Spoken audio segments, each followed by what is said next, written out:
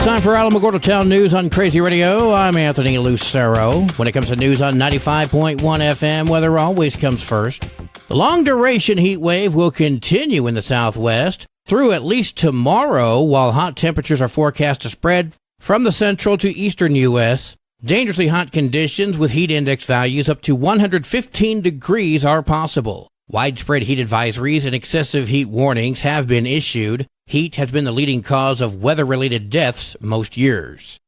Closer to home, it's a little bit different. Temperatures continue to decrease, getting closer to normal by early next week. That's due to the rise in moisture levels. Storm chances will increase across the area early in the week, with potential for localized flash flooding and heavy rainfall. We're going to have another look at the weather following this news.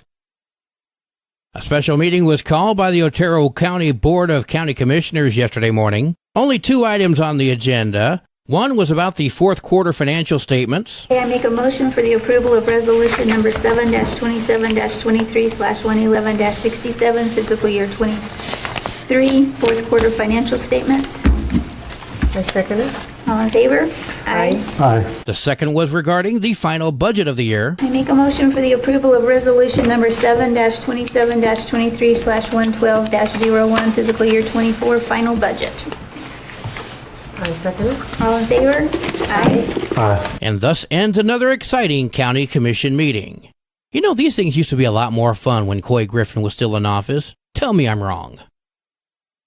The city of Alamogordo will hold a public meeting on Monday, 5 p.m. at the Sergeant Willie Estrada Memorial Civic Center. The purpose of this public meeting is to discuss projects and hear public comments to assist in planning priorities for the city's 2025 through 29 Infrastructure Capital Improvement Project Plan.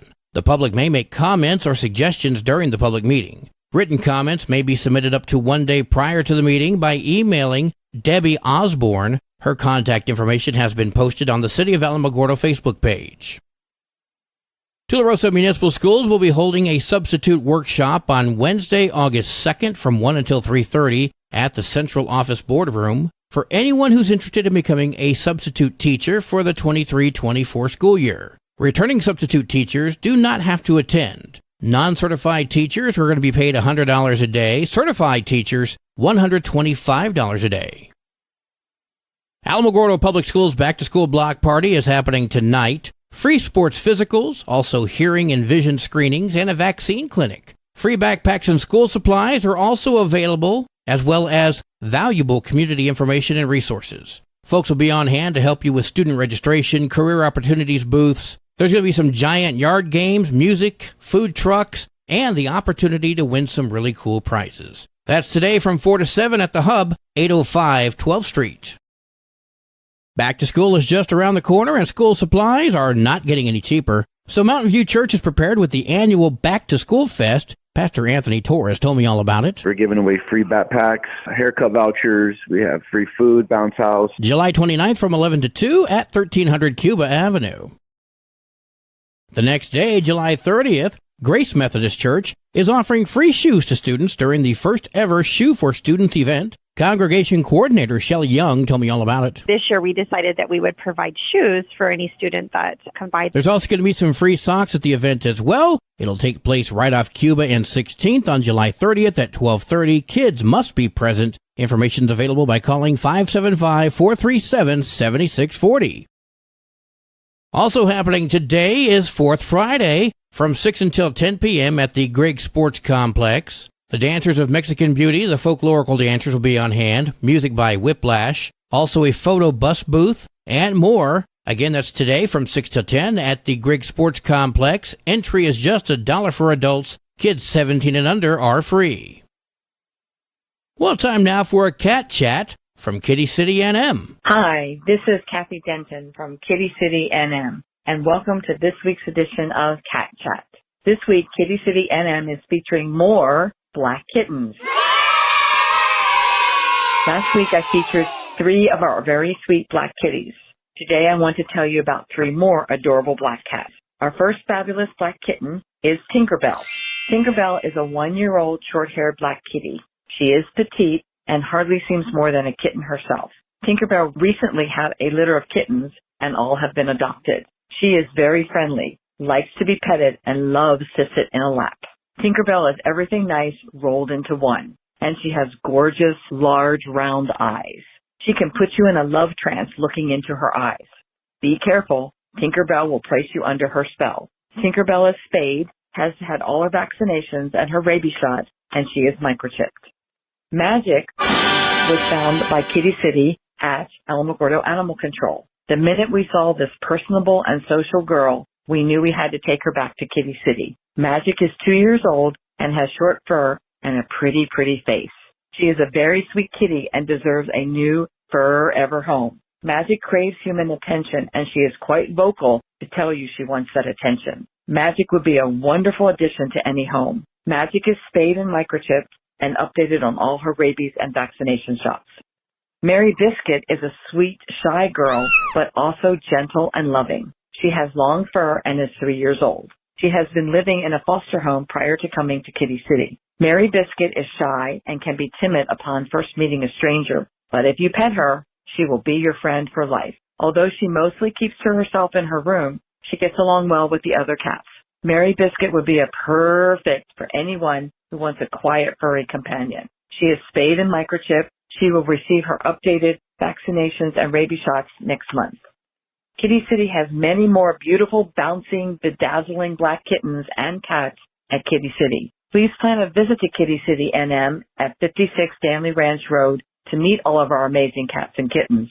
Or check out the pictures and biographies of all the cats and the kittens on our website, www.kittycitynm.com.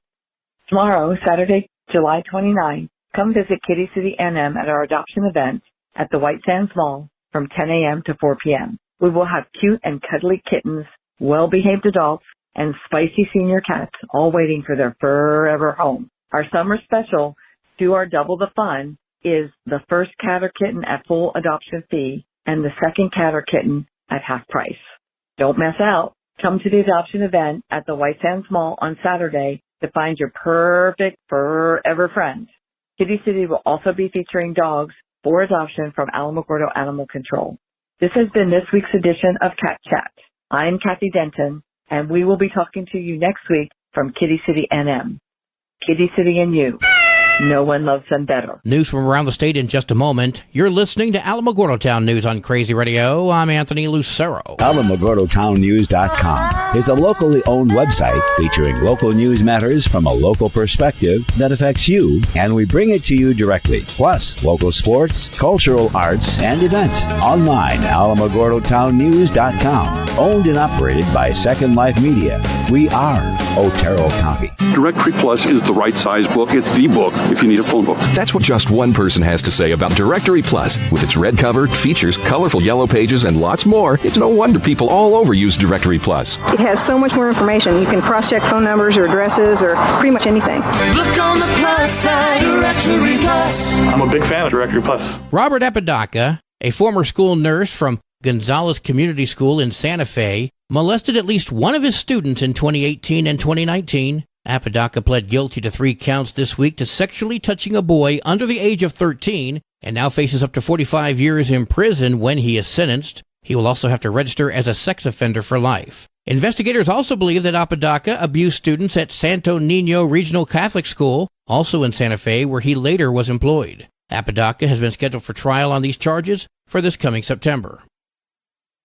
Responding to a call for a hit and run at Walmart back in May, Farmington Police Department officers discovered Archuleta Washburn, who they suspected was drunk, but more disturbingly, she was not alone. She had 3 kids in her vehicle as well. The officer had asked her if she had anything to drink, and Washburn asked the officer for a favor. She asked if the sobriety test could be skipped. Can you please not do this?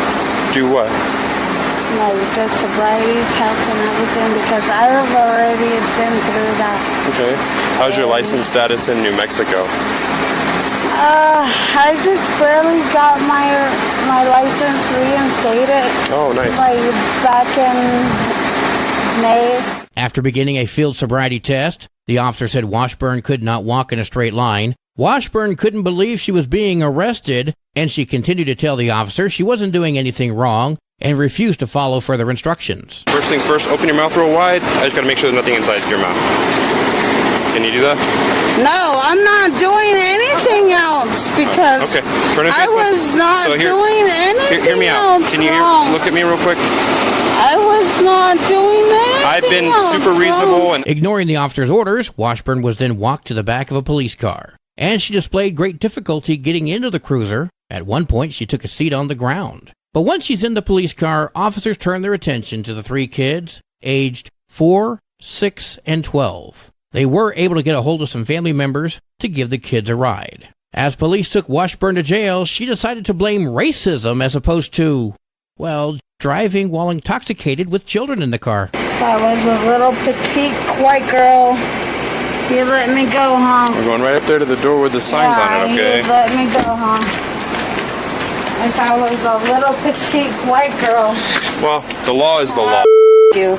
Washburn refused to take a breath test and was arrested on aggravated DWI. Court records show she had one other DWI conviction. Washburn will be arraigned in San Juan County Court next month on DWI charges, as well as driving drunk with children in the vehicle.